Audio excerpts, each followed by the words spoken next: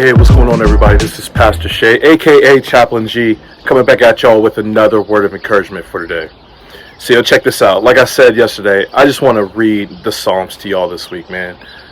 Especially there's so much going on in the world. There's so much that people are hurting, people are confused, especially folks that are going through this stuff with the DOD and they're trying to have their religious freedoms, and they feel like they're being eroded away.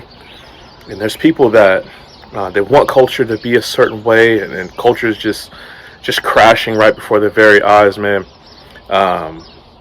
And we have these feelings, right? Like, we have these thoughts, and our thought is right off the bat, like, man, God must not be with us anymore.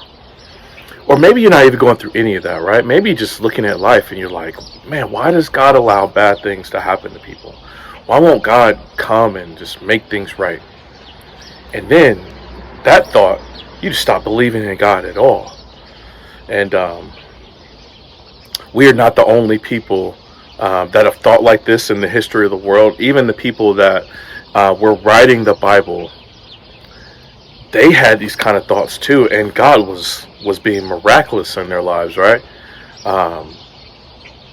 And so we have them to look back on.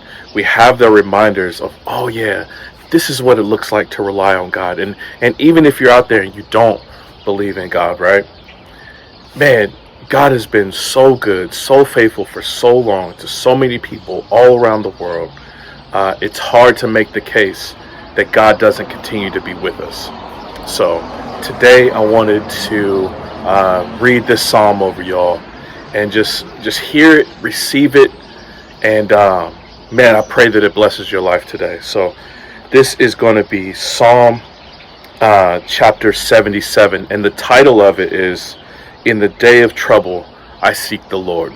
I thought it was very fitting. I cry aloud to God, and he will hear me. In the day of my trouble, I seek the Lord. In the night, my hand is stretched out without wearying. My soul refuses to be comforted. When I remember God, I moan. When I meditate, my spirit faints. You hold my eyelids open. I'm so troubled that I cannot speak. I consider the days of old, the years long ago. I said, let me remember my song in the night. Let me meditate in my heart. Will my spirit made a diligent search? Will the Lord spurn forever and never again be favorable? Has his steadfast love forever ceased? Are his promises at an end for all time? Has God forgotten to be gracious?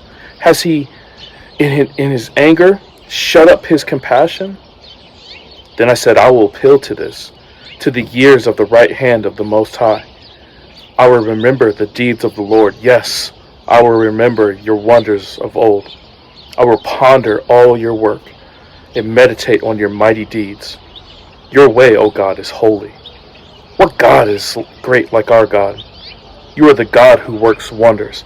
You have made known your might among your peoples. You with your arm redeemed your people, the children of Jacob and Joseph. When the waters saw you, O God, when the waters saw you, they were afraid. Indeed, the deep trembled. The clouds poured out. They poured out water. The skies gave forth thunder. Your arrows flashed on every side. The crash of your thunder was in the whirlwind. Your lightnings lighted up the world. The earth trembled and shook. Your way was through the sea. Your path through the great waters, yet your footprints were unseen. You led your people like a flock by the hand of Moses and Aaron.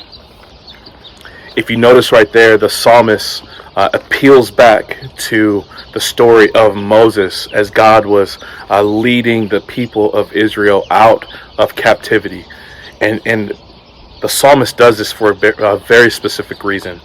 He says, though you may not see him, though you may not understand how God is at work, his footprints are all over the place. Unseen as they might be, the mighty hand of God is still at work. Man, I hope that's a word of encouragement for you, man. Whatever it is that you're going through in your life, the mighty hand of God is still at work. So if there's anything I can do to pray for you, maybe to help you see it and help you point it out so you can rely on it, man, hit me up. My email is going to be down in the description box. I'd love to chop it up with you, love to pray for you specifically. I hope y'all doing good, man. I love y'all. And until next time, grace and peace.